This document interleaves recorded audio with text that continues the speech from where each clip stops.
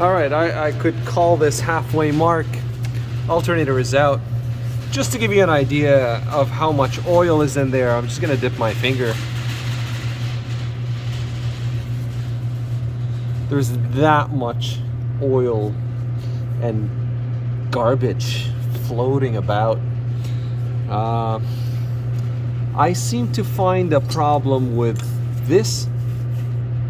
As you can see, it's still soaked. Even the pin is soaked, so I'm not sure if there is a problem with this, if there is a connector that is faulty.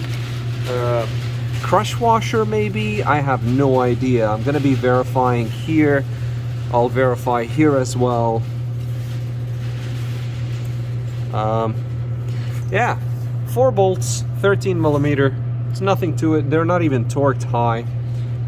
And yeah, we'll be doing some cleaning now. Let's see how far we go. This is the alternator, and I verified this is not in the new alternator. This piece is not in the new alternator, so these pipes are not there. So I'm gonna need to transfer them into the new one.